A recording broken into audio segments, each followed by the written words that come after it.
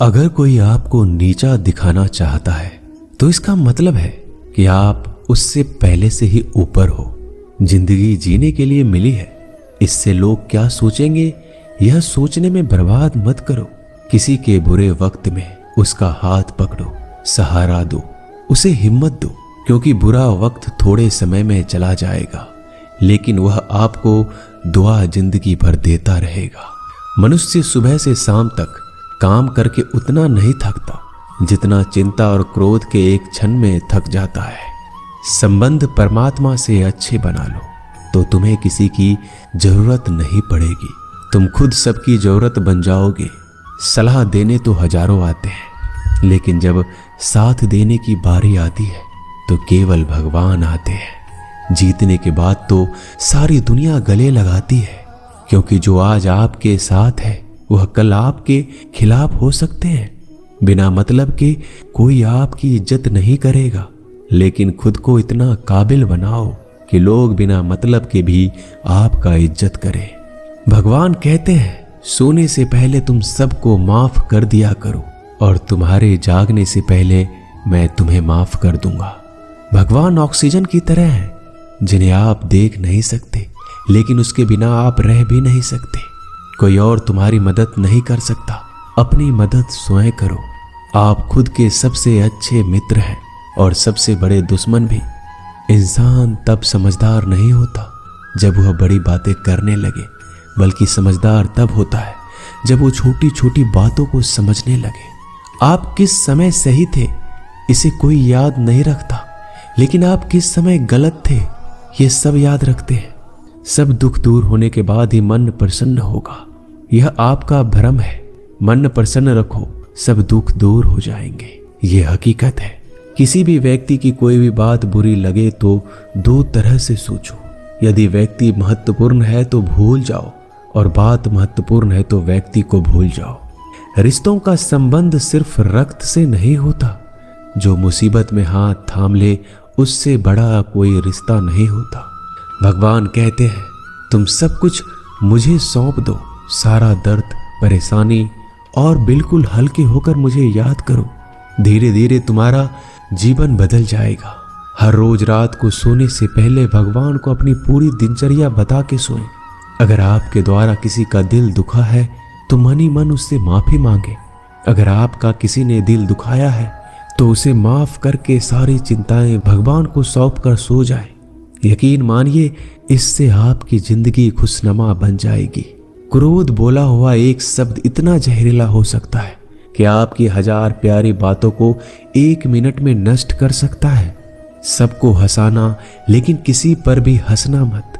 सबके दुख बांटना लेकिन किसी को दुखी मत करना। सबकी राह में दीप जलाना लेकिन किसी का दिल जलाना मत। यही जीवन की रीत है, जैसा बोओगे वैसा ही पाओगे। दुआएं और प्रार्थनाएं असंभव को भी संभव बना देती है। ईश्वर को ना हमारे तन की जरूरत है ना धन की, उसको तो बस पवित्र मन की जरूरत है। इसलिए वो हमें कुछ भी छोड़ने के लिए नहीं कहता, बस कहता है बच्चे मन से विकार छोड़ो, गंदे विचार छोड़ो। जो आने वाला है वो हमेशा गुजरे हुए कल से बेहतर होगा। यही एक सोच आपके जीवन में कभी निराशा नहीं होने देगी। झूठ कितना अजीब है, खुद बोलो तो अच्छा लगता है, दूसरे बोले तो गुस्सा आता है। खुशियां चाहे किसी के साथ भी बांट लो, पर गम हमेशा भरोसेमंद इंसान के साथ ही बांटना चाहिए। जीवन में समय चाहे जैसा हो, परिवार के साथ रहो तो सुख बढ़ जाता है, दुख हो तो बढ़ जाता है। सच्चा मित्र वही है जो उस समय में भी आपके साथ खड़ा हो जब सारी दुनिया आपके खिलाफ हो। आपके पास जितना भी है उसके लिए बार बार दिल से धन्यवाद कहें, हर वक्त कहें।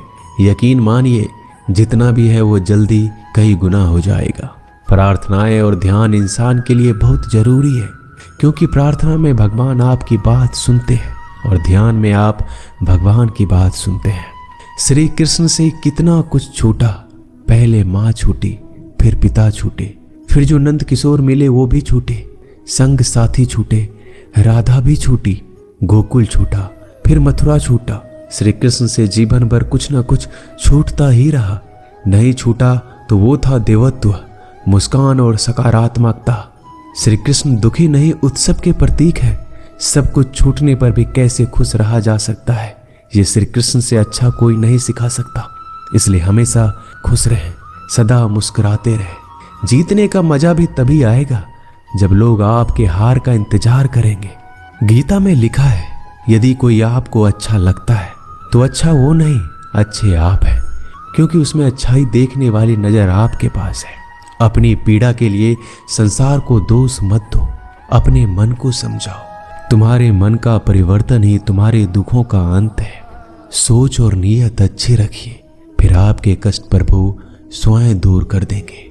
याद रखना, भगवान से कभी उम्मीद छोड़ना नहीं और दुनिया वालों से कभी उम्मीद रखना नहीं। सुख दुख एक सिक्के के दो पहलू है। जहां सुख होगा वहां दुख भी होगा, जहां दुख होगा वहां सुख भी होगा।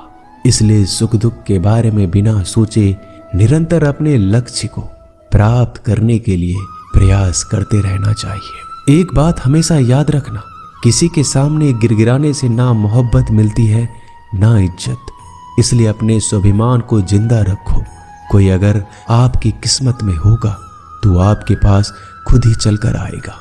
दूसरों को हराने का मौका मत दो, बस खुद को आगे ले जाने की जिद पालो।